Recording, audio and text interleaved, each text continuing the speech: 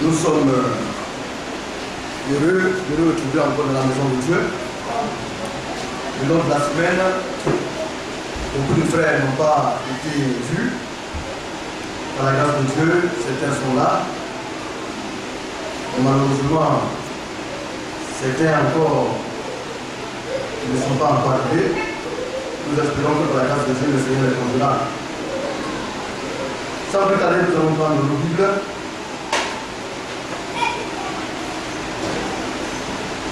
Et nous allons lire la parole de Dieu.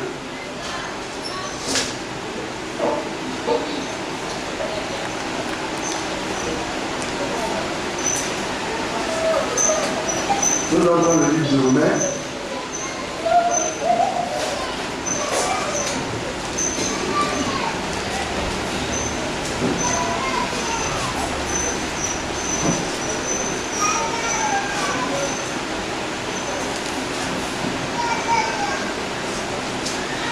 Romains chapitre 12, chapitre 11.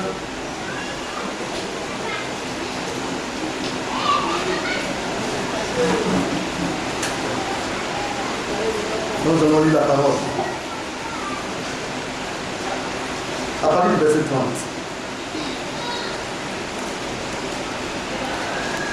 De même que vous avez autrefois désobéi à Dieu, et que par la désobéissance, vous avez maintenant obtenu miséricorde, de même ils ont maintenant désobéi, afin que par la miséricorde qui vous a été faite, ils obtiennent aussi miséricorde.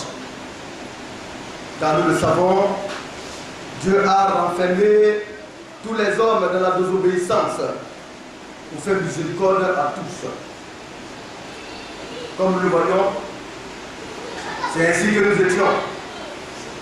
Avant que Israël, vous voyez, ne soit rentré encore dans la désobéissance à son tour. Nous étions tous renfermés dans la désobéissance, c'est-à-dire sans Dieu. On ne connaissait pas le Seigneur. Mais le Seigneur, dans sa grâce, nous a fait miséricorde. Et le Seigneur se coupe, vous voyez, d'un peuple. Et puis après, il s'occupe d'un autre peuple. Le Seigneur ne s'occupe pas des deux peuples en même temps.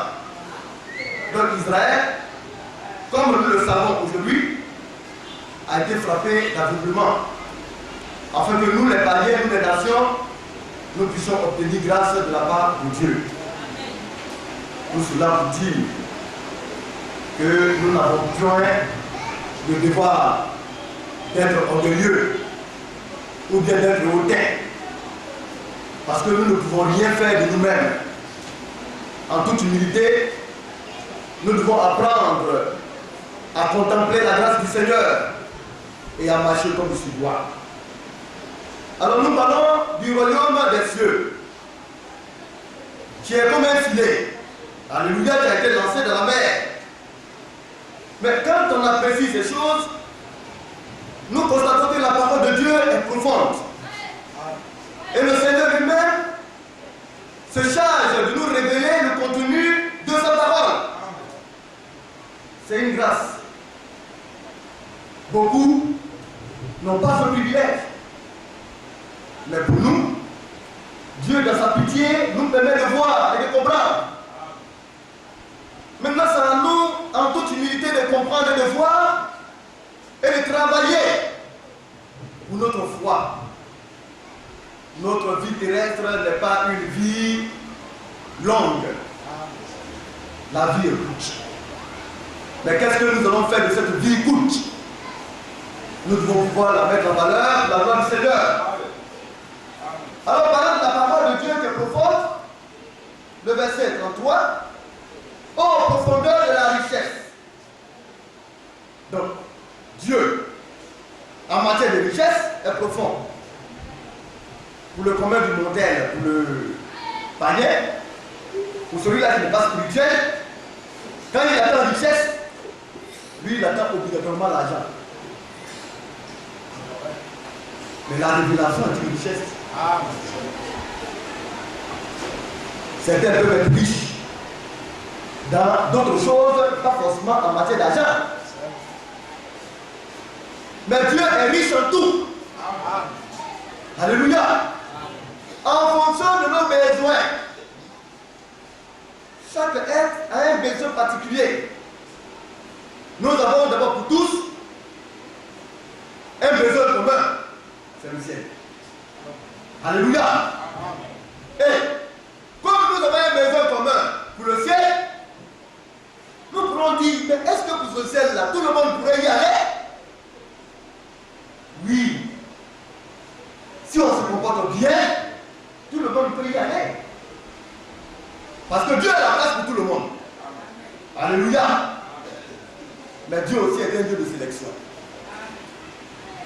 Maintenant, au niveau de ça, sur la terre des hommes que nous sommes, chacun a ses réalités. Chacun est face à ses difficultés. Et dans cela aussi, Dieu nous épouse. En fonction de nos besoins, lui seul a la capacité de résoudre tous nos problèmes. Si tu as un problème d'argent, Dieu peut te donner de l'argent. Si tu as un problème de maladie, il est riche aussi de ce côté-là parce qu'il a la guérison.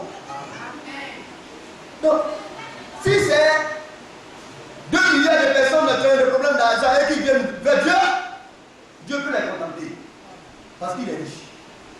Si c'est toute la terre qui est malade et qui veut venir vers Dieu d'un cœur sincère et honnête, Dieu peut les guérir. Parce qu'il a les remèdes de tout cela. Maintenant, si système de santé ne peut pas contenter tout le monde. Parce qu'ils ne sont pas riches en matière de médicaments. Vous allez partir, on va dire, ah, la pénurie de tel médicament. Mais en Dieu, il n'y a pas cela. Il n'y a jamais de pénurie. Quel que soit ton problème, si ton cœur est troublé, Dieu peut te donner de la joie. Si tu es triste, alléluia, il peut te réconforter. Alors, il est riche dans toutes ces choses-là. Mais il faut aussi savoir voir sa richesse. Parce que si tu ne sais pas qu'il est riche, tu ne peux pas aller vers lui pour obtenir. C'est pour nous dire que Dieu est capable de résoudre tous nos problèmes. Sur la terre des hommes sur lesquels nous sommes. Sur laquelle nous sommes. Profondeur de la richesse de Dieu. De la science de Dieu. Alors sa science aussi est profonde. Vous voyez, c'est en Dieu qu'on peut trouver cela. Vous allez passer à l'islam, c'est toujours les mêmes choses. Les mêmes manières de faire, les mêmes positions. Pour finir, c'est monotone. Mais quand vous venez à Dieu, si vous avez rencontré le vrai Dieu, il y aura toujours du nouveau pour vous. Alléluia. Cette même Bible, cette vieille Bible, ne finit jamais de surprendre. Ne finit jamais d'étonner. Parce que quand vous la découvrez, quand vous la recevez, quand vous revenez le lendemain, c'est du nouveau pour vous. C'est ça la grandeur de Dieu. Il est au fond en connaissance. Et continuons. Que ces jugements sont insondables. On ne peut pas comprendre les jugements de Dieu. De l'autre côté, il peut s'énerver, se fâcher, et puis il peut réduire l'homme en poussière. D'un autre côté, il regarde, et puis il accorde à l'homme la patience de sortir de sa situation, en lui accordant beaucoup de preuves. On ne comprend pas. Il dit de ne pas juger ses serviteurs. Mais pourtant, ses serviteurs, c'était même sorti du cadre de la voix de Dieu. Il dit c'est lui seul qui les juge. Mais pourtant aussi de l'autre côté, la manière dont lui juge ses serviteurs, ce n'est pas ici de cette manière qu'il juge son peuple. C'est un mystère. En Dieu, y a-t-il deux mesures, deux poids, deux mesures? Non. C'est sa manière de faire. Et on ne comprend pas ces jugements. Ces jugements sont insondables. De deux personnes qui ont parlé, j'ai un homme de serviteur. Une a été frappée, l'autre a été laissée. Des serviteurs fidèles, sur l'amour de Dieu, mais pas mal de christianement. Lorsqu'ils accompagnaient l'âge, alors que Dieu avait donné sa parole, en disant à ses serviteurs de porter l'âge, alors l'homme a essayé d'améliorer et d'aider Dieu. Nous allons faire ceci. Il faudrait qu'il y ait une différence entre nous et les autres. nous devons être un peuple réellement à part. Il faudrait que réellement on puisse aussi évoluer. Oui, l'homme peut évoluer selon la parole, mais la parole de Dieu n'évolue pas. Amen. C'est ce qui rend Dieu éternel. Et quand on sait cela, c'est pourquoi ne cherchez pas à déplacer la parole de Dieu ou bien à la falsifier. Laissez-la telle qu'elle est. Parce que telle qu'elle est, dans son originalité, elle a la puissance en elle, la capacité de régler tous les problèmes, de changer la vie des hommes. Mais lorsque vous la tronquez, lorsque vous la mélangez, elle devient inefficace et elle n'est plus la parole de Dieu. Alors ces hommes-là, ces serviteurs, alléluia, poussés par leur roi, qui était un bon roi, on peut être bon. Mais Dieu nous montre par moments que nous sommes des hommes. C'est pourquoi, dans tout ce qu'il est en train de faire, c'est pour nous amener à avoir nos repères en lui. N'ayez pas les regards sur l'homme. Parce que l'homme, d'un moment à l'autre, il peut faillir parce qu'il est limité. C'est pourquoi quand les serviteurs de Dieu viennent, il doit avoir un esprit d'humilité et présenter celui-là qui doit être présenté et non se présenter eux-mêmes. David est un bon roi. Un homme que Dieu aime selon son cœur. C'est lui qui a donné cette idée. A dit non. L'âge de l'Éternel. Pourquoi c'est des hommes qui ont le porter? Il faudrait qu'on fasse un chat et qu'on le mette dessus. C'est comme si on faisait une voiture et puis on dit bon, l'âge de l'Éternel, l'âge de l'Éternel va être dans sa voiture spéciale. Dieu n'a pas besoin du système des hommes. Amen. Amen. Il veut que tu prennes sa parole telle qu'elle est. C'est lui qui a créé le monde. Et il a vu la science avant que toi tu naisses. Et il est au-delà de la science. Donc ce n'est pas ta petite science là qui va venir déplacer les choses de Dieu. Il faut les laisser telles qu'elles sont. Et maintenant, maintenant, le chat est monté sur une pierre. Et là, ça a commencé à grandir. Alors ces deux jeunes sacrificateurs finissent ce larron. Alors qu'il y a un nombre considérable au sein du peuple. Mais Dieu n'a pas fait de sentiments. Amen. Alléluia, pour essayer d'aider. Parce que le chat, on appelle ça l'âge, c'est le symbole de la parole. C'est le symbole de Dieu, de la présence de Dieu. Donc Dieu n'a pas la capacité de faire quelque chose. C'est toi qui as voulu l'aider. Et Dieu a frappé les deux hommes. On ne comprend pas ce jugement. Mais de l'autre côté, le papa Aaron avoir en fait des choses aussi horribles. On va même pire. C'est lui qui a fabriqué le veau d'or. Mais Dieu ne lui a rien fait. Dieu ne l'a pas touché. Il a balancé ses Moïse. Dieu ne lui a rien fait. Comment est-ce qu'on comprend cela? C'est un jugement sans insondable. Amen.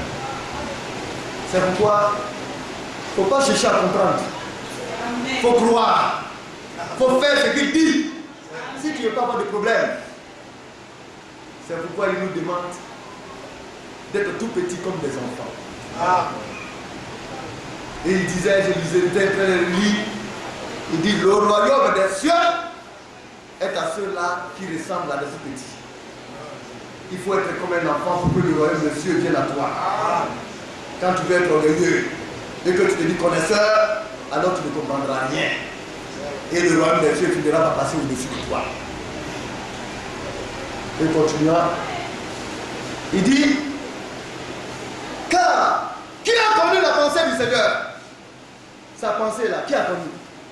Or la Bible, c'est la pensée écrite de Dieu. Qui? Qui a été son conseiller? Qui est-ce qui a été auprès de Dieu pour lui dire fais comme cela, fais comme ceci? Non, ça là je pense que non, il est unique. Alléluia.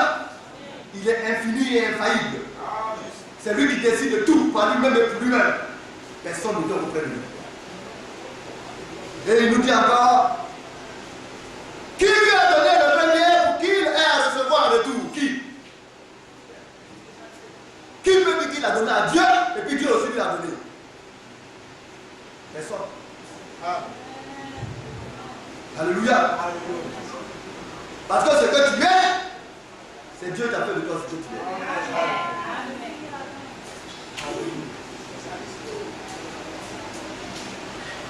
C'est de lui. C'est de Dieu. Par lui. C'est par lui. Et pour lui que toutes choses sont. Par lui. D'abord de lui. Par lui. Et pour lui. Tout est de lui. Tout a existé par lui. Et tout est pour lui. Et quand on dit tout, c'est nous-mêmes. Nous venons de lui. C'est par lui que nous sommes. Et tout ce que nous avons, tout ce que nous possédons, tout ce que nous sommes est pour lui. Donc nous là, à nous-mêmes là, on n'a rien qui nous appartient. Nous sommes sa possession. Quand nous savons cela, nous nous sentons bien. À lui la gloire dans tous les siècles. Ainsi soit-il. Bien-aimés, quand on sait ces choses, chaque jour qu'il nous donne, on lui rend grâce. La dernière fois, nous avons parlé un peu du livre de Matthieu 22, où le Seigneur a fait l'invitation aux noces. Puis nous en parlons, nous rappelons aux frères, parce que c'est le message de notre temps. Le message de notre temps est d'abord un retour à tout le conseil de Dieu, à toute la doctrine apostolique, mais à l'intérieur de cela, ce qui attire notre attention surtout, c'est son avènement, notre départ dans le ciel pour le départ de notre vie. Donc c'est pourquoi nous nous apitoyons à mettre cela dans le cœur des frères. C'est notre but, c'est notre objectif. Ne pas manquer le ciel. Travailler pour y aller. Ne pas avec les armes que Dieu nous donne pour être prêt pour ce jour-là. Alors nous allons parler du rêve de ceux qui est semblable à un filet et jeté dans la mer.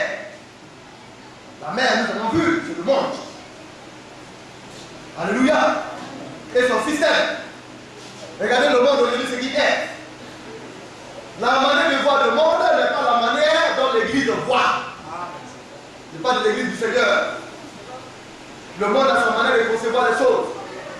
Aujourd'hui, si vous vous levez en Europe ou bien en Occident, vous insultez ou bien vous parlez mal d'un homosexuel, vous risquez de faire la prison. Parce qu'eux, ils se disent que c'est leur liberté, c'est leur droit. Donc le monde a des libertés et a des droits. Mais nous, notre liberté est selon la parole, notre droit est dans la parole de Dieu. Ce que le monde appelle bon, l'Église appelle cela une abomination. Et le monde ne peut pas garder. Parce que ce sont ces péchés-là, ces gens de choses-là qui ont détruit le monde. L'homosexualité, la liberté sexuelle. Alléluia. La liberté du mariage. C'est ce qui a détruit Sodome et Gomorrhe. C'est ce qui a été aussi au temps de Noé et qui a permis la destruction du monde. Le monde aime le péché. Le monde aime s'attacher à tout ce qui est contradictoire à la parole de Dieu. C'est pourquoi on l'appelle le monde. Et le Seigneur nous dit qu'il est vrai que nous sommes dans ce monde, mais nous ne sommes pas de ce monde-là. Nous sommes d'un autre monde. Et nous travaillons pour notre monde à nous.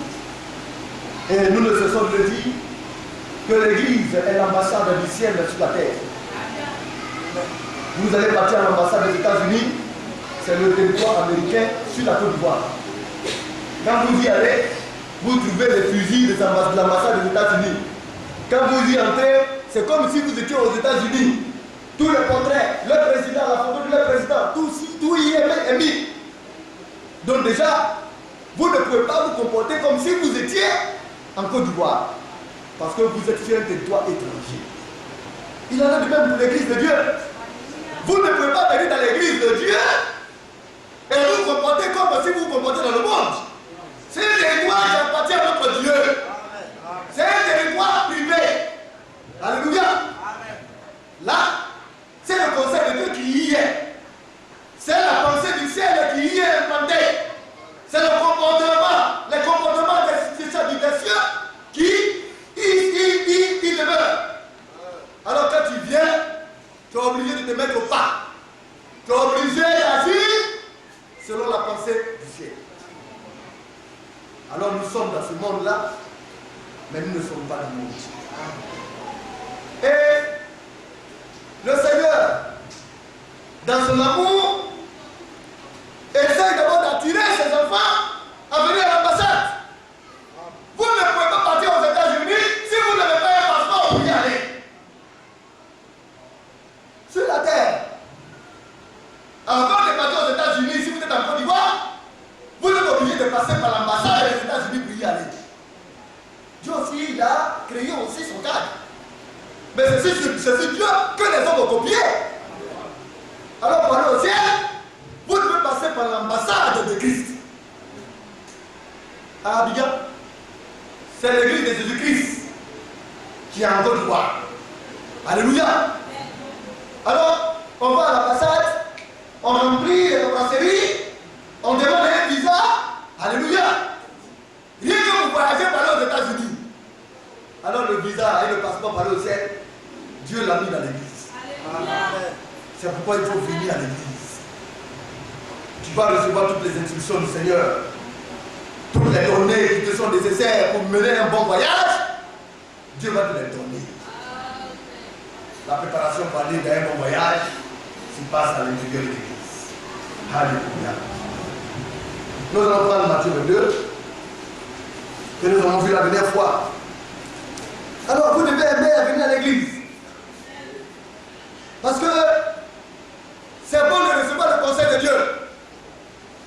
Les frères n'étaient pas là le mercredi. Un message ingénieux a été donné. Amen. Et quand on voit cela, on sait que Dieu nous parle et Dieu nous oriente. Il faut être sourd pour ne pas comprendre. Et être bonnet pour ne pas appliquer ce que Dieu dit. Si tu dois écouter et que tu n'appliques pas, ça sert à quoi de venir ici? C'est que tu n'as rien compris. Nous devons vivre la parole de Dieu. Alors, quand nous avons vu sur les noces, un roi, on a parlé de toutes ces choses-là, on a vu ces choses-là, mais je fais la jonction maintenant, parce que tout s'emboîte. C'est ça les paraboles. Ce sont des prophéties qui sont en train de se réaliser. Alors quand tu es là, l'Esprit de Dieu nous permet de voir et de comprendre et de nous positionner. Parce qu'en lisant, tu te vois toi-même où tu es.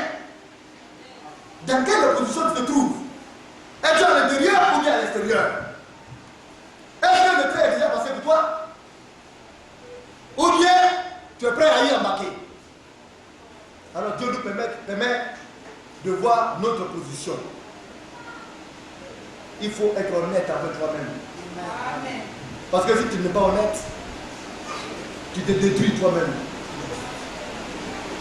Personne ne s'occupera de toi. Comme je le disais à une bien-aimée, un frère n'a pas le droit de s'occuper de son frère. Mais les serviteurs de Dieu ont le devoir de s'occuper de leurs fidèles. Amen. Donc je lui disais, un frère ou bien une soeur me dit non, ma fille là c'est ma vie. C'est ma vie privée. Une fois que tu as mis ton pied dans la maison de Dieu ici, tu n'as plus de vie privée. Amen. Tu peux ne pas m'aimer, mais je vais rentrer là-dedans. Et je vais te dire ce qui est là-bas. Tu peux même pas me comprendre. Tu vas pleurer, tu vas gémir, tu vas souffrir. Mais après les douleurs et les pleurs, si Dieu t'a fait grâce, alors dans le ciel, certainement tu viendras m'embrasser pour dire frère Eric, merci. Mais c'est comme cela. Le service de Dieu. Quand on pense la plaie d'une brebis, si tu veux écouter ses devoirs et ses cris, la plaie finira par couper son pied. Ah, il faut traiter durement cette plaie. Parce qu'elle a besoin de rigueur pour être guérie. Alléluia. Alors elle peut crier. Mais lorsque la plaie a été bien nettoyée, bien soignée, alors elle va mener une paisible nuit. Et demain, elle se réveille avec une nouvelle force. Alléluia. Alors les bergers doivent savoir comment guider le troupeau. Doivent savoir comment conduire le peuple. Les devoirs du peuple, les murmures, le peuple, les serviteurs de Dieu n'ont rien à faire avec cela. Alléluia. Donc vous devez comprendre que les choses doivent se passer comme il se doit. Alléluia. Alors le roi, il a préparé ses noces. Et il a invité les gens à ses noces. Comme je le dis, une partie d'Israël est tombée dans l'aveuglement, dans la désobéissance, afin que nous puissions y entrer. Et sur cela, tu as refusé de recevoir l'invitation aux noces. Nous allons essayer de lire cela encore.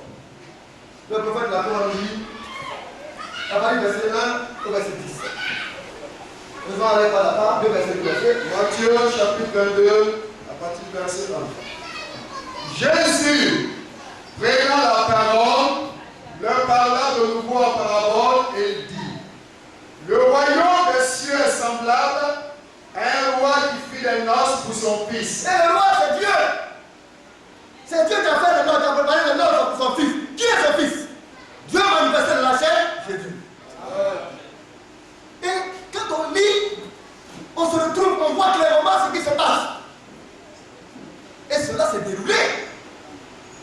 Ce n'est pas une fable, une histoire inventée, mais c'était la réalité. Jésus est en train de faire l'histoire de ce qui s'est passé, et de ce qui est en train de se passer, et de ce qui va venir. Parce que la Bible nous révèle ce qui a été, ce qui est d'actualité, et ce qui est à venir. Et c'est de ces choses-là que Jésus-Christ était en train de parler. Et quand il a fini de parler, ces choses aujourd'hui sont en train de nous trouver. Pour ne pas dire, nous ont trouvé. Nous aussi, nous sommes dedans. Nous sommes positionnés dans cette prophétie. Oui, frère. Il envoya ses serviteurs appeler ceux qui étaient invités aux noces. Mais ils ne voulurent pas venir. Alors ils ont refusé d'y aller. Oui. Il envoya encore d'autres serviteurs en disant: dites aux conviés, voici, j'ai préparé mon festin. Mes bœufs et mes bêtes grasses sont tués. Tout est prêt. Venez aux noces. Donc, quand nous analysons, ces choses-là se passent avant l'avènement de Jean-Baptiste. Alléluia. Parce que Jean-Baptiste est venu annoncer le Fils du roi. Mais ici, le Fils lui-même n'est pas encore arrivé. Mais les serviteurs de Dieu sont succédés. Ils ont annoncé la bonne nouvelle du royaume des cieux pour les noces. Mais le peuple juif a refusé de l'écouter. Oui, frère. Le verset 5. Oui. Mais sans s'inquiéter de l'invitation, ils s'en allèrent, celui-ci à son champ, celui-là à son trafic. Et les autres se saisirent des serviteurs, les outragèrent et les tuèrent. Donc c'est pas nouveau. Mais qui sont ceux-là qui tuent les serviteurs de Dieu?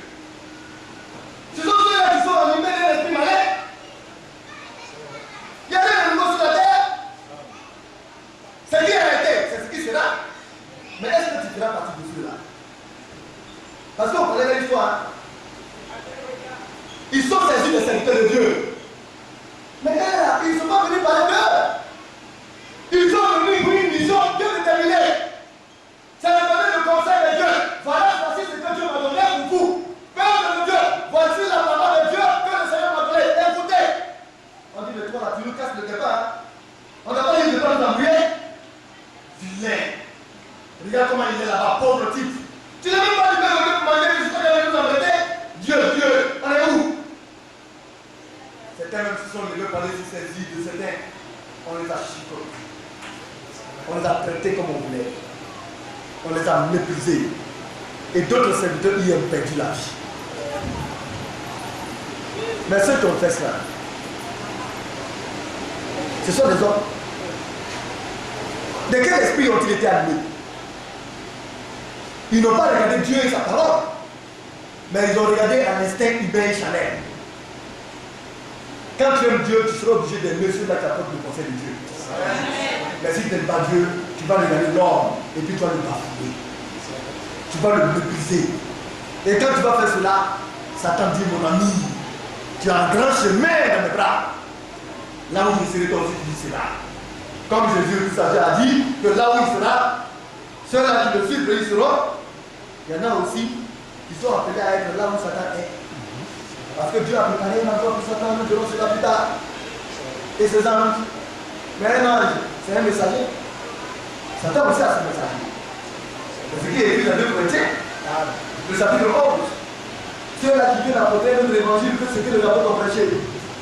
Ils transmettent un autre esprit que le Saint-Esprit qui a été donné par Dieu. Vous voyez, ils prêchent un autre Jésus que ce Jésus qui a été prêché par les apôtres. La parole est là. Si tu ne vas pas prêcher un Jésus qui dit aux femmes d'être pasteur, ça là, c'est pas ce Jésus-là, le vrai Jésus que tu prêches. Parce qu'il y a le vrai Jésus prêché par les apôtres. Lui, il a demandé aux femmes qu'ils étaient à l'église. Et qu'elles soient soumises. Parce que le vrai Jésus, voilà, c'est sa parole. Mais il prêche un autre Jésus. Et aujourd'hui, on voit des femmes pasteurs qui prennent Jésus en otage. C'est dommage. Parce que Jésus ne les a pas envoyés. Mais elles disent que Jésus les a envoyés. Mais on verra. Ce qui n'a jamais existé dans la Bible, ne l'imaginez pas, Dieu ne le fait pas. Mais on imagine des choses. La Bible n'a pas été donnée, on n'arrive même pas à l'accomplir. Dans toute son entièreté, on va inventer encore des choses qu'on peut mettre dans la Bible. C'est pourquoi une malédiction a été apportée à ceux-là qui vont y retrancher, y ajouter. Alors, comme on le voit, et bien aimé, on poursuit. Verset 7. Le roi fut irrité.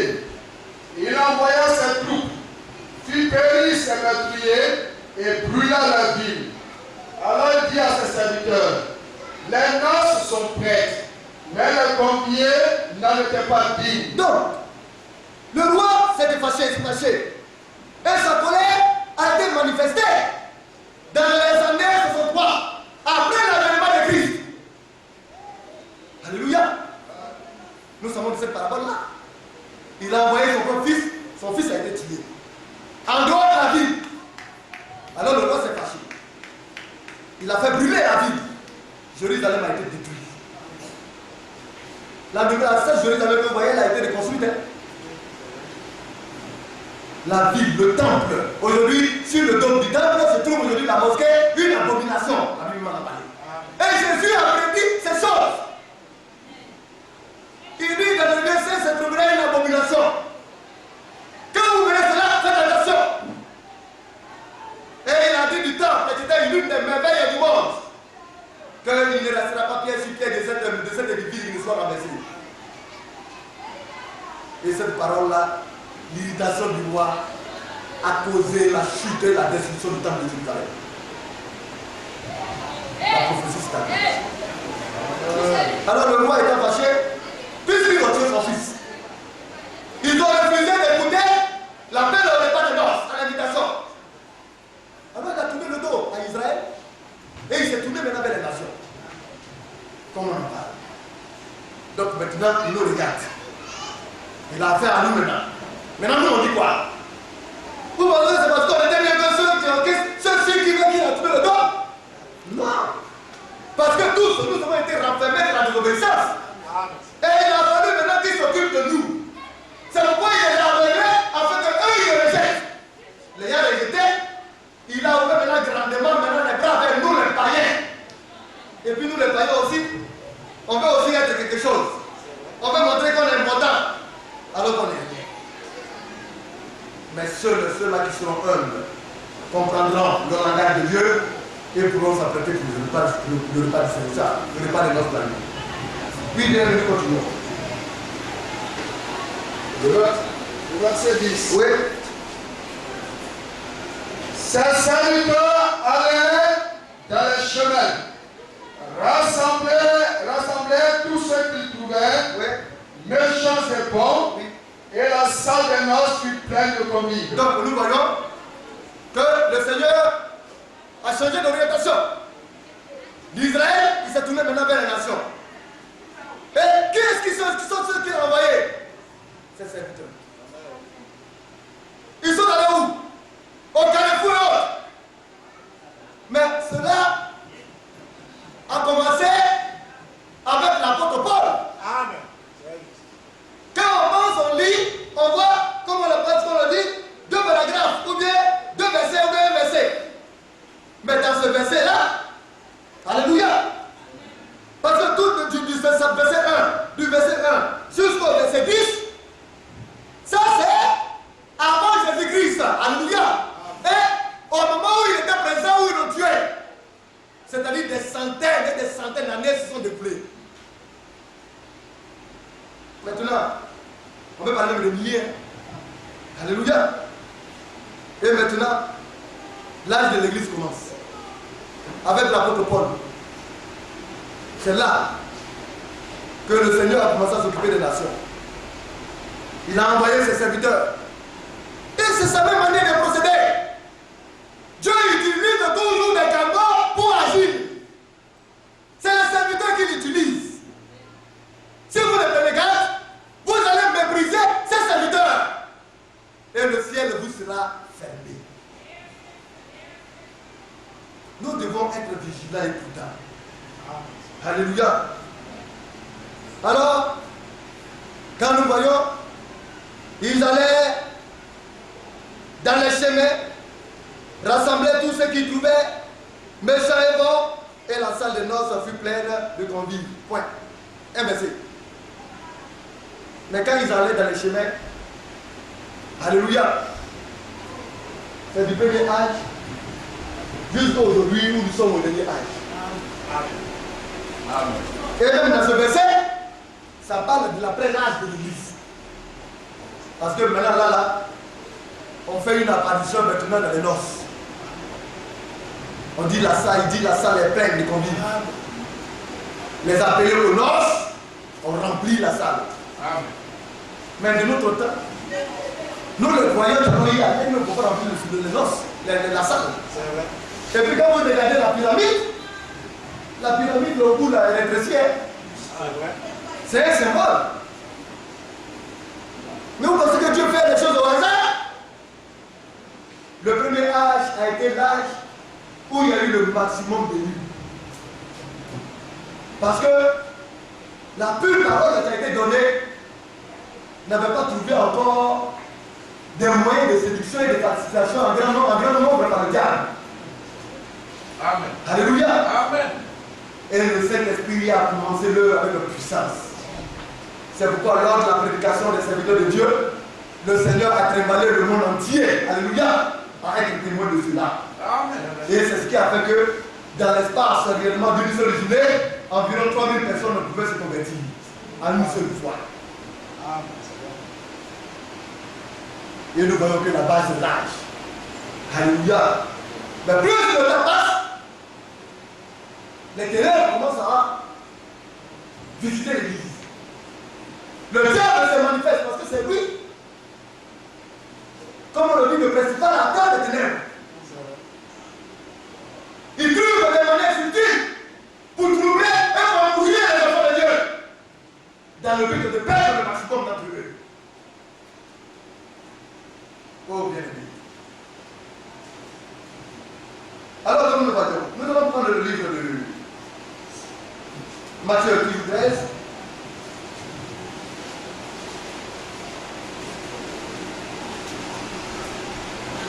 Nous allons lire le verset 24. De ces choses nous revenons. Certaines se baissent pour que le fait voie mieux. Matthieu 13, le verset 24.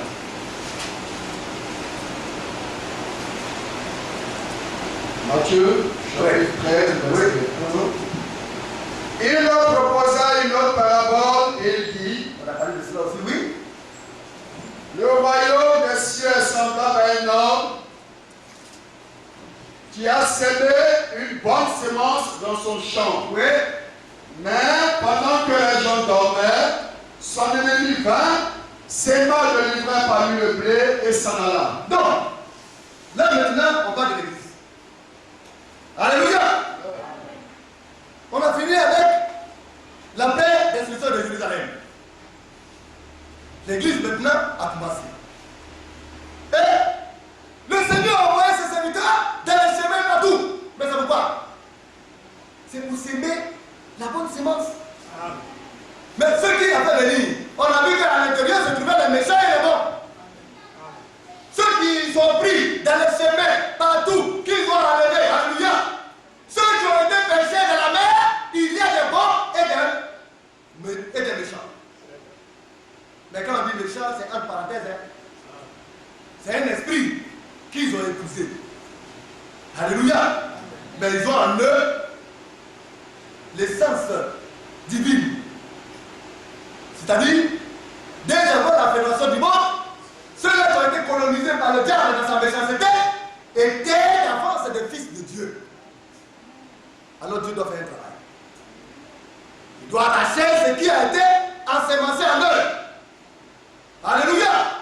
Et c'est cela le matin. Quand vous venez avec la méchanceté, quand on épouse dans le monde, Dieu nous fait baptiser et efface, alléluia, ce que le diable a mis en nous. Il nous libère du péché. Nous devenons une nouvelle créature. Nous devenons un fils. Vous voyez comment on dit vierge, alléluia. Alors, nous devenons des vierges. Parce que tout a été effacé. Tout a été rayé. Et Dieu lui-même maintenant vient et puis il y implante sa propre sémence. Et c'est ce qui se passe. Nous sommes dans un monde. Alléluia. Mais dans ce monde, le chant de Dieu s'y trouve. Nous avons parlé de tout cela. Mais pendant qu'il a ensemencé sa sémence, ça c'est au départ, avec les apôtres, la doctrine a été plantée. Tous ceux qui viennent à l'église épousent la doctrine de Christ. Ça c'est la véritable sémence. La pure et véritable parole de Dieu. Et quand on épouse cette parole nous régénère. Elle fait de nous des hommes sanctifiés, des hommes purifiés, des hommes dignes de Dieu. Alors, au début, le Seigneur a fait ensemencer sa sémence dans l'église. Je n'ai pas dit dans ce monde. Et puis les serviteurs de Dieu ont travaillé.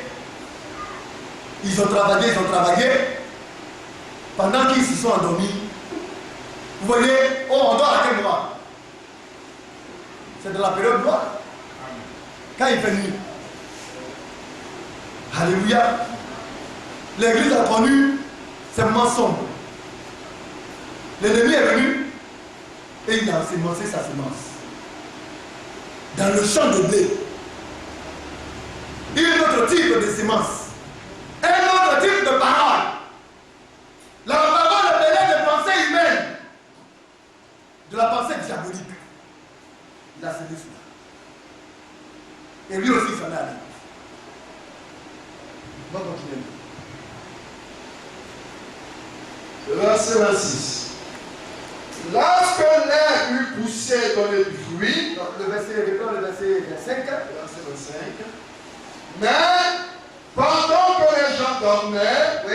son ennemi vint, s'aima le livret parmi le blé et s'en alla. L'ennemi, c'est Satan. Lui aussi, l'ennemi, c'est même pour lui. Ah! Les deux semences sont côte à côte. Mais au début, c'est la semence de Dieu d'abord qui a été semée. C'est la pure et véritable parole de Dieu qui a été ensemencée pour faire de véritables fils et filles de Dieu. Lui aussi, il dit, je fais pour moi. Et il est venu dans le champ de Dieu, il a ensemencé.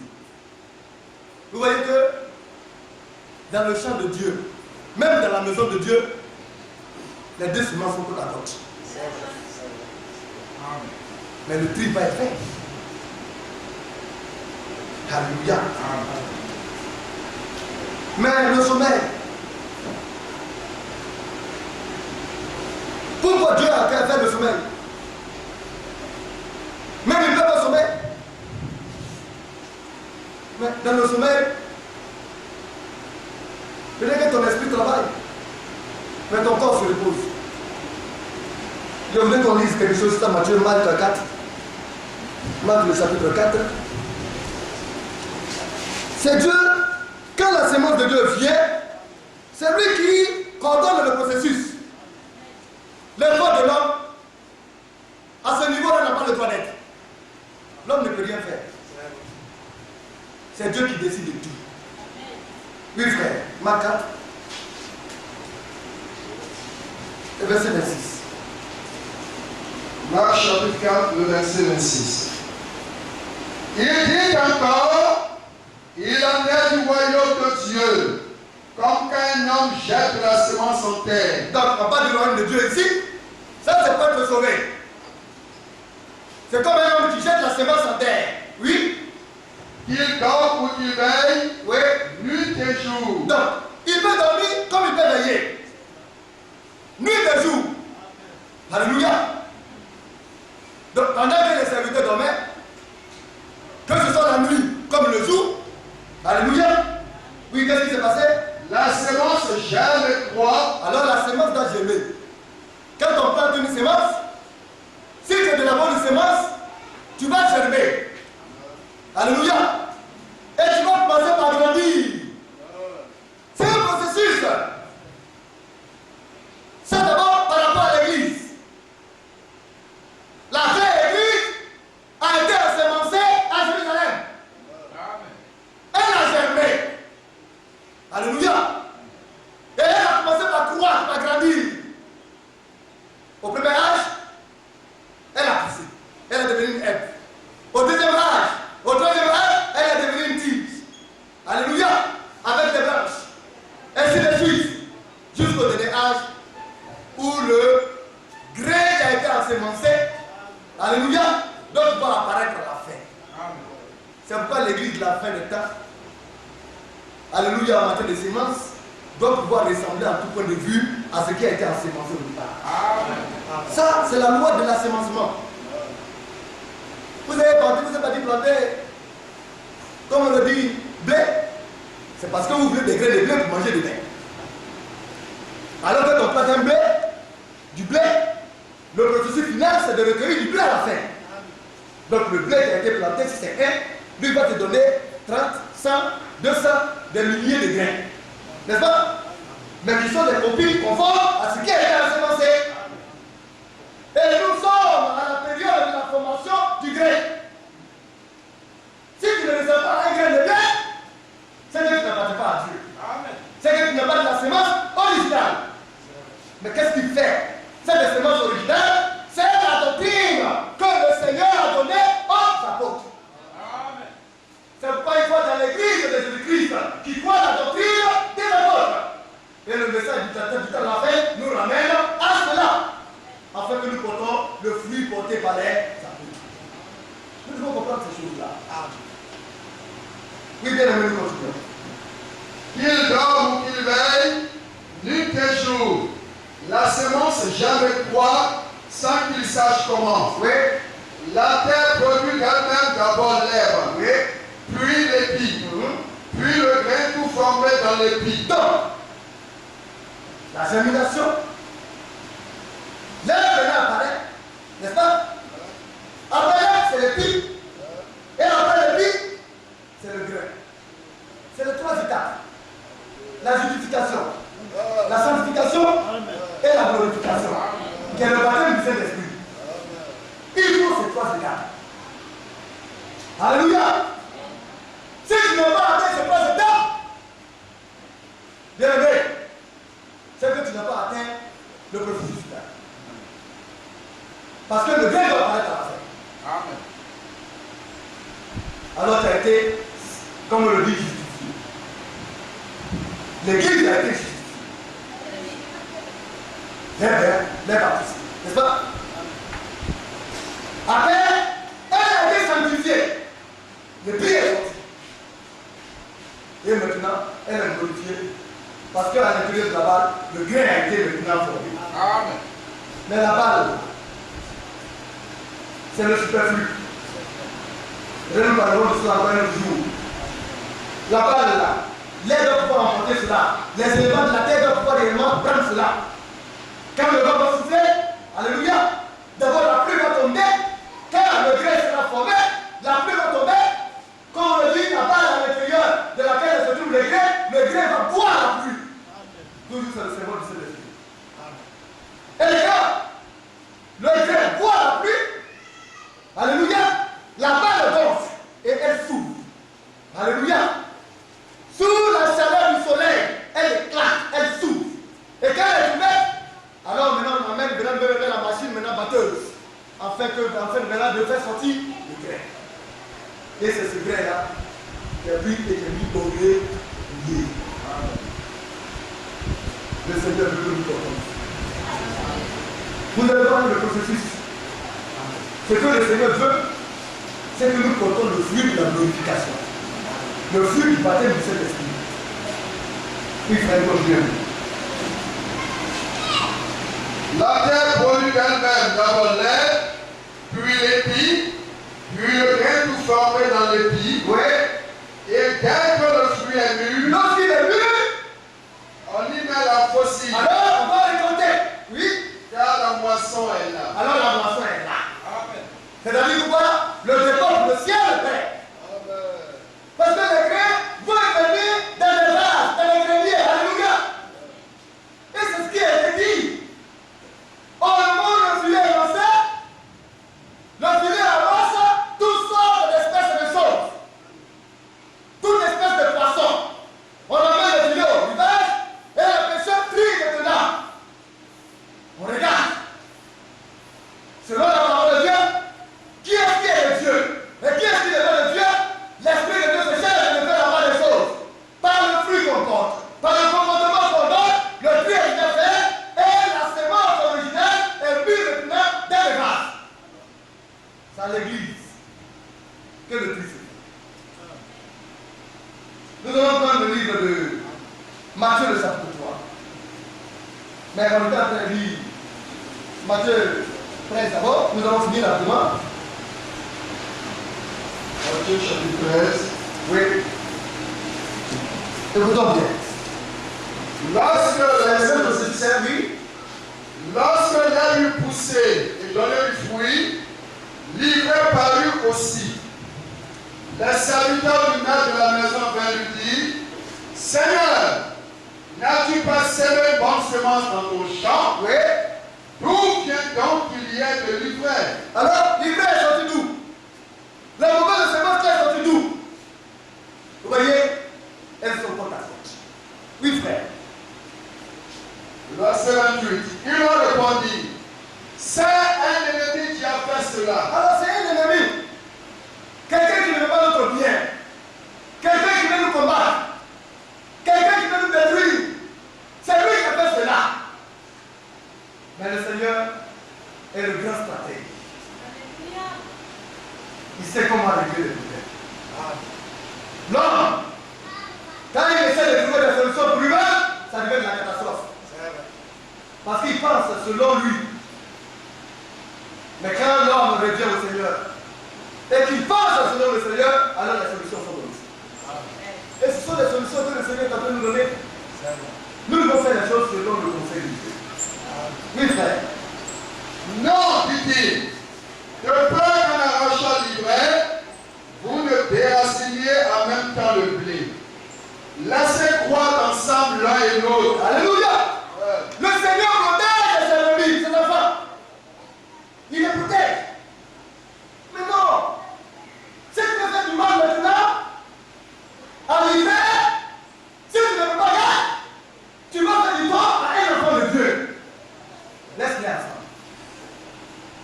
Judas qui a donné Jésus en confiance. Jésus est mort. Il est revenu à la vie. Mais Judas est mort, il n'est pas tout. Dans son Dieu. Souvent on voit en bataille. Si Dieu te parlait, c'est parce que c'est son enfant. Parce que la méchanceté qui est dans le cœur de l'homme, Dieu peut détruire ça. Mais quand tu fais la méchanceté te casse, et puis Dieu te dit bien. c'est dangereux. Amen. Parce que si tu es de Dieu, là, Dieu va dévoiler cela et Dieu va le dire. Mais si tu te caches, et puis il t'empire de ta manière de faire, tu continues de ta manière, il dort, un mauvais d'agir. Et puis personne ne dit quoi que ce soit. Et puis Dieu ne dit rien. Il ne faut pas croire que Dieu ne dit pas. Mais il dit, laisse ça. Les enfants de Dieu sont réglés. Ils ont l'histoire. Ils sont jugés selon la parole de Dieu. Il vient de me demander. Non. Laissez croire ensemble l'un et l'autre jusqu'à la moisson. Et à l'époque de la moisson, je dirais aux moissonneurs, arrachez d'abord l'ivraie et liez-la en gerbe pour la brûler. Mais amassez le blé dans mon grenier. Donc vous voyez, le blé, il est fait pour être dans le grenier. Mais l'hiver, lui, il est fait pour être brûlé. Alléluia. Alors les dieux sont contre la tête. Nous allons prendre le livre de Matthieu, maintenant chapitre 13. Matthieu chapitre 3, chapitre 3. Mais nous allons revenir au chapitre 13 après encore. Matthieu chapitre 3. Nous allons lire à partir du verset 7. Matthieu chapitre 3, le verset 7. Mais voyant venir à son baptême beaucoup de pharisiens et de sadduciens, il a dit, race de vipères, qui vous a appris à fuir la colère à venir? Jean-Baptiste était un prophète confirmé de Dieu. Le plus grand de tous les prophètes qui sont nés des hommes. Donc il a parlé du Seigneur. Il a regardé les hommes, ce que Dieu lui a montré là. C'est ce qu'il a dit. Il a regardé les pharisiens qui étaient venus à son baptême. Il dit ça. Ils ne sont pas de Dieu. Leur race là, ce n'est pas la race des élus mais le Fils de Dieu. C'est la race du serpent ancien. Or nous savons que le serpent ancien, c'est le diable, c'est Satan. Or la vipère, c'est une espèce de serpent très dangereuse. C'est-à-dire que si elle te pique, mon frère, ma soeur, ça veut dire que les jours seront comptés. Et Satan a fabriqué des vipères, des enfants de vipères. Et la science dit que le venin même des petites vipères sont aussi dangereux que le venin des grandes vipères. C'est-à-dire que déjà il est tout petit, mais il est déjà ingénieux dans le mal. Lui il commence. Parce que déjà sa racine là, ça vient de Satan. Il y a des enfants de Satan, des enfants du diable, et puis il y a des enfants de Dieu. C'est pourquoi nous devons faire attention dans nos réactions, dans nos manières d'être, de faire. Justifions que nous sommes de Dieu. Oui, frère. Le verset 7 toujours. Oui. Il a dit, race de vipères, qui vous a appris à fuir la colère à venir. Donc là, ils fuient parce qu'ils ont entendu parler d'un jugement très dangereux. Mais nous, on vient parce qu'on n'a pas du jugement derrière. Ou le jugement est derrière. Mais nous, on vient parce qu'on a l'amour de Dieu, parce qu'on veut retrouver notre papa. Parce qu'on a perdu notre père, on veut revenir à lui. Mais il y en a qui viennent parce qu'ils ont entendu qu'il y a un danger qui vient devant. Ils ne viennent pas pour l'amour de Dieu, mais ils viennent dans le but de fuir, vous voyez, la colère à venir. Oh, l'amour de Dieu bannit la crainte. Oui, frère. Produisez donc du fruit digne de la repentance. Tu t'es repenti. Si tu t'es repenti, tu as quitté le monde. On t'a laissé dans la mer. Alléluia. On t'a pris dans les carrefours, on t'a amené dans la maison de Dieu. Change de voie. Change de comportement. Montre que le chemin que tu as emprunté autrefois, tu le regrettes. Amen. Et que tu as décidé désormais d'épouser la voie de Dieu. Ton comportement, le fruit que tu portes, il faudrait que ce soit digne de ta repentance. Amen. Du changement de voie que tu as décidé d'opérer. Amen. Oui, frère. Et ne prétendez pas dire à vous-même, nous avons Abraham pour père. Oui. Car je vous déclare que de cette pièce-ci, Dieu peut susciter susciter des enfants à Abraham. Et c'est comme cela. La race des incrédules, les mécréants. Et c'est leur langage. Nous sommes dans le message. Ah! Nous on a reçu le peuple d'âme. Ils font de cela une manière de vivre. Vous voyez, de manière nauséabonde. Ça veut rien dire. Si Abraham est ton père, puis quoi? Mais d'une bonne sémence peut sortir de descendance. Lui ne peut être du diable et l'autre de Dieu. On a vu Abraham qui a mis au monde Esaü et puis Isaac. Et ça, on appelle ça Jacob. Ça. Ismaël, Isaac. Alléluia. L'autre était de la promesse de Dieu. Et l'autre était profane. L'autre venait de Dieu et l'autre n'était pas de Dieu. Mais ils sont sortis de la même source, Jacob. C'est-à-dire depuis qu'il y a eu le ménage. D'un homme peut sortir deux sémences différentes. Un peut être de Dieu et puis l'autre n'est pas de Dieu. Nous devons aimer le Seigneur. Ce sont les vérités bibliques. Oui, frère. Verset 10. Déjà la cognée a mise à la racine des arbres.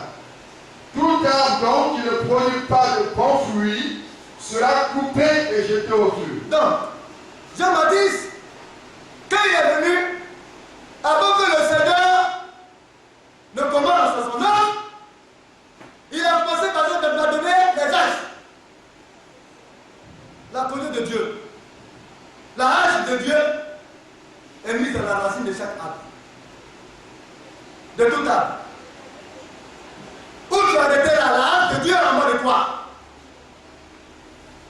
Si tu ne produis pas de fruit digne de Dieu, donc toi c'est du quoi? Un chrétien là, c'est produit du fruit. Amen. Parce que c'est là, chacun a la hache de Dieu au Père. Tout arbre qui ne produit pas du fruit sera coupé. Et sa finalité, c'est l'enfer. Parce que tu vas venir dans la maison de Dieu, je suis fils de Dieu, je suis dans le message. Et puis tu vas saluer le nom de Dieu. Il ne faut pas te blaguer. Recevoir le message, c'est une chose. Mais demeurer dans le message, c'est une autre chose. Amen. Il y en a qui sont venus. Alléluia. Oh, comme on peut le dire. Ils sont venus avec le Christ, mais ils ne sont pas en Christ. Tu peux marcher avec Christ. Ah, moi j'ai été avec le Seigneur, c'est bien. J'ai marché avec lui, ça c'est bien. Mais quand tu marches avec lui, il faut imiter ça. Mais c'est bon. Quand on marche avec Christ, on demeure aussi en lui. Ça c'est ses critères. Nous le disons, Judas a marché avec Christ. Il a mangé avec Christ. Mais qu'est-ce qui s'est passé après? Il s'est levé contre Christ. C'est pourquoi nous devons être avec Dieu et en Dieu. Et nous serons sécurisés. Alors ce que Dieu recherche, c'est le fruit. Quand la sémence a été assémencée, elle doit suivre l'étape. As-tu été justifié de la bonne manière? As-tu été sanctifié? As-tu été glorifié pour porter du fruit? Alors si oui, on verra.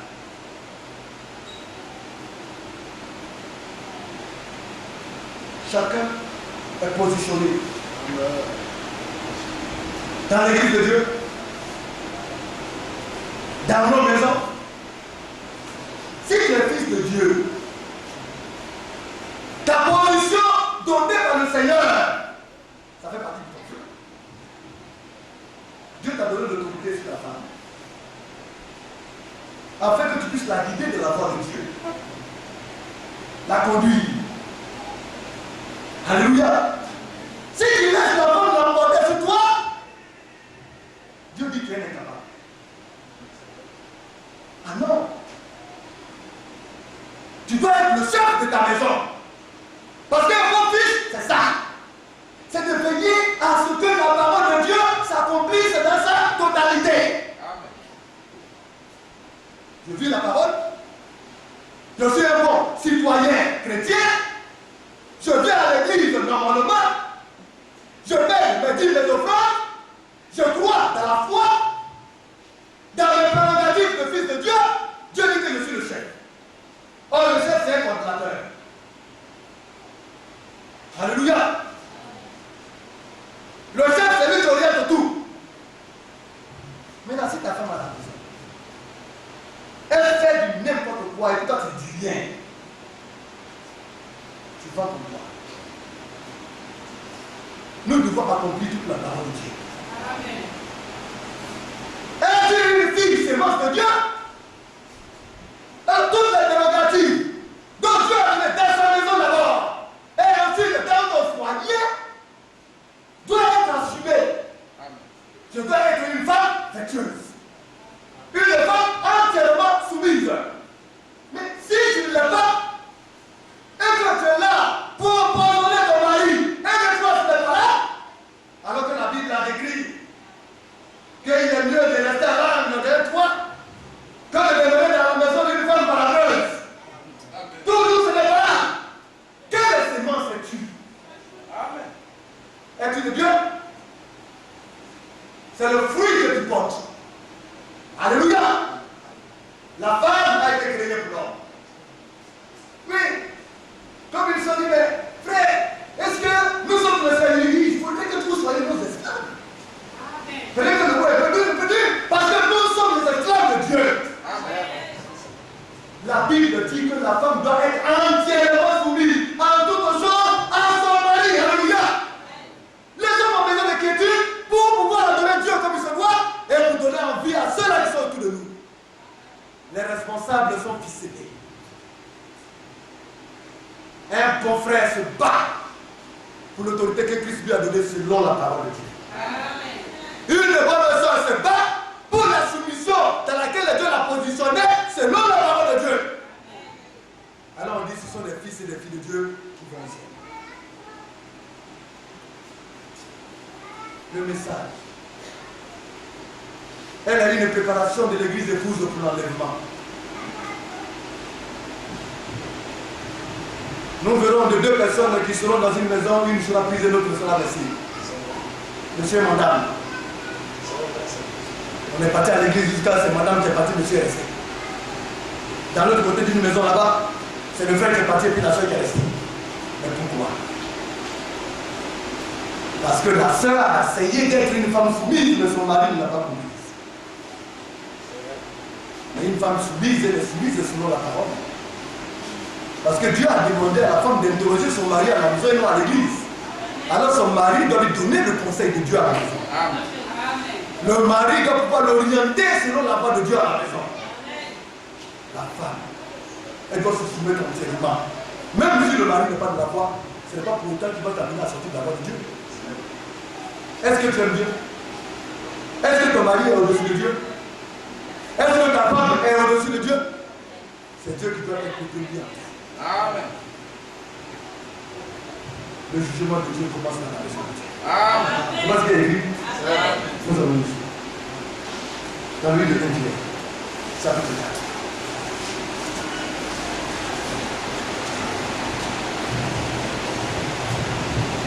4. Alors nous pensons que c'est facile. Dieu nous juge rigoureusement dans sa maison. Quand la parole vient nous chicoter comme cela, nous nous redressons. Parce que Dieu nous aime. Parce qu'il veut qu'on soit meilleur. 1 Pierre 4. 1 Pierre chapitre 4, verset 17. Oui. Car c'est le moment où le jugement va commencer par la maison de Dieu. C'est de Dieu écrit. Chacun connaît sa position. Quand tu te regardes aujourd'hui, au miroir de la parole de Dieu, est-ce que tu es capable de le ciel? Est-ce que tu es là-dedans ou tu es à l'extérieur? La parole te révèle ta nature. Qui tu es? Amen. Alléluia. Mais aussi Dieu a dit qu'il y a des versets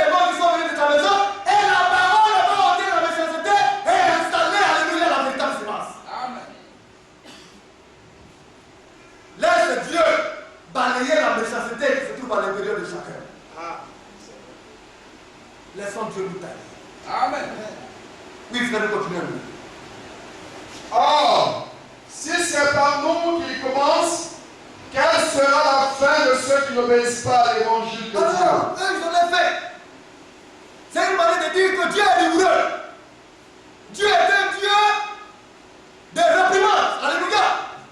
Parce que le message qui a été donné au messager n'est pas un jeu. C'est un message de réprimande.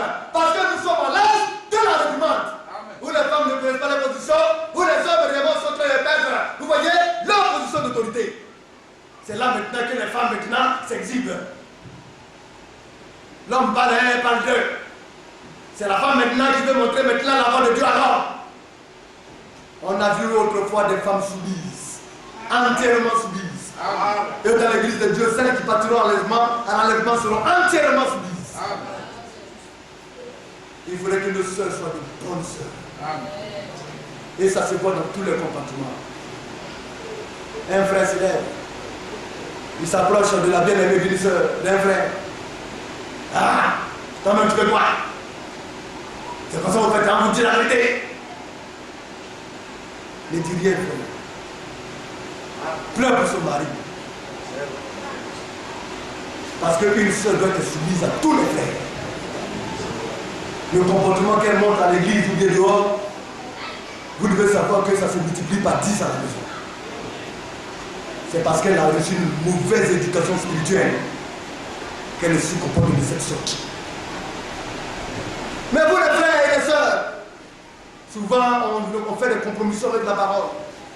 On voit une sœur ou bien un frère qui agit de la sorte, qui sort du cadre de la parole de Dieu, et puis on sentimentalise. Il faut accomplir la parole.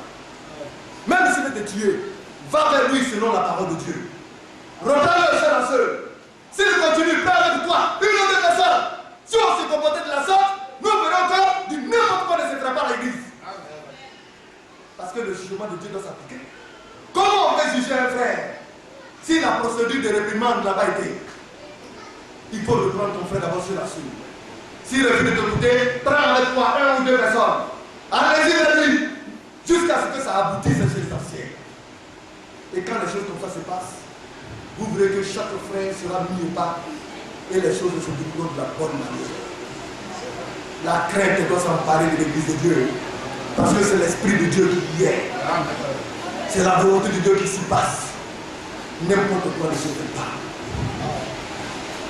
Frère, nous allons trouver dans Matthieu, rapidement, nous allons dire, et puis nous allons faire aujourd'hui. Chapitre 3. Oui.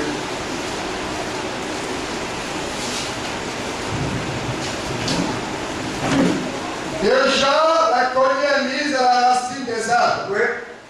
Tout arbre dont il ne produit pas de bons fruits sera coupé et jeté au feu. Oui. Moi, je vous baptise d'eau. Je vais baptiser d'eau. Oui. Pour vous amener à la repentance. Pour changer de voie et de comportement.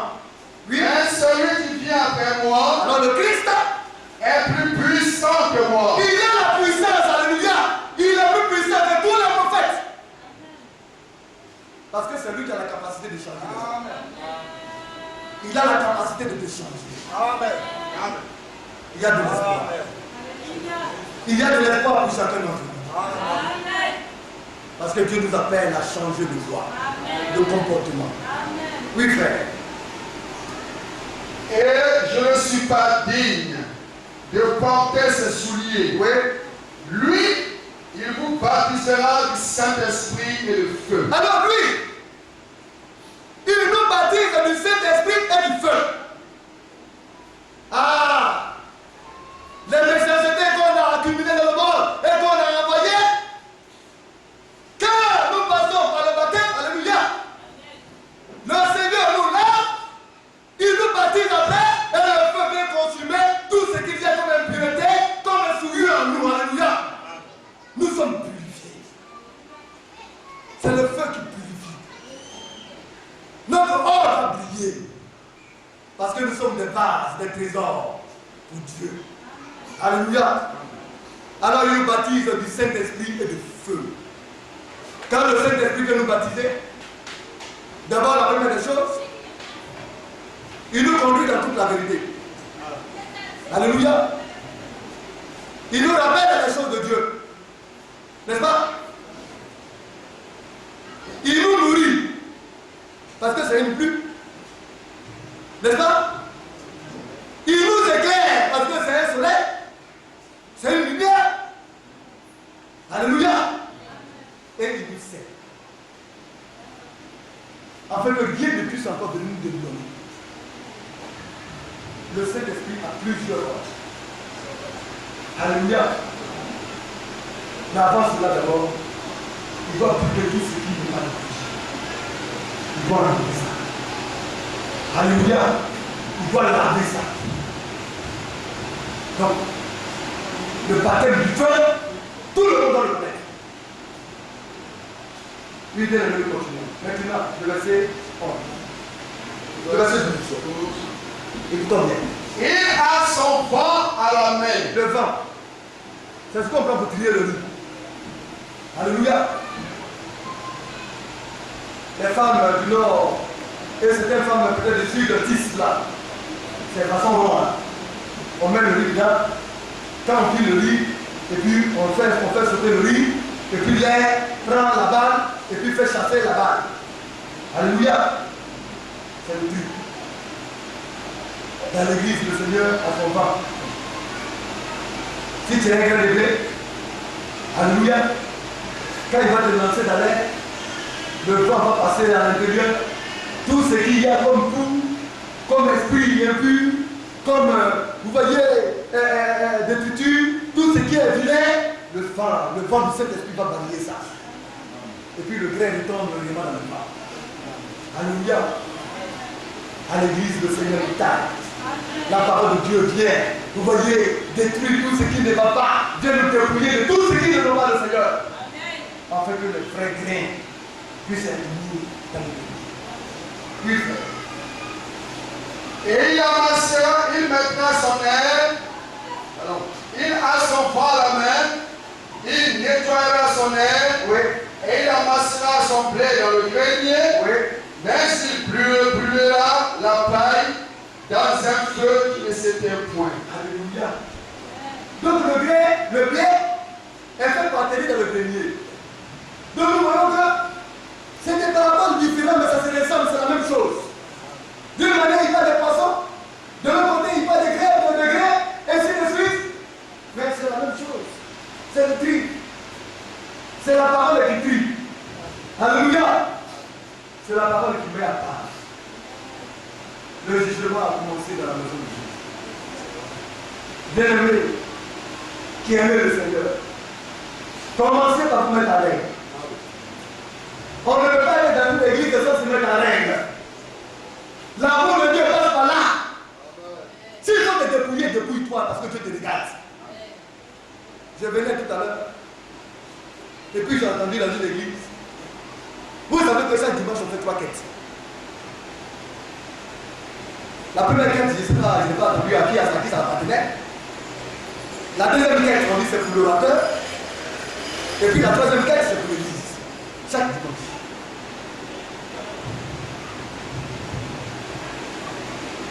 Mais les hommes y vont. La dénomination est bizarre. Mais c'est un dépouillement. C'est un asservissement. Quelle parole lui donne? Viens prendre ton miracle.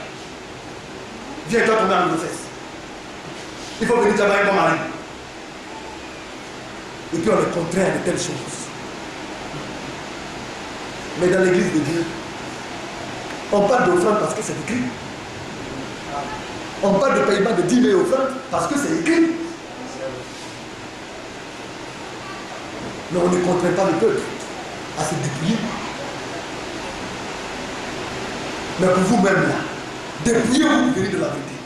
Amen. Mettez-vous en règle selon la parole de Dieu.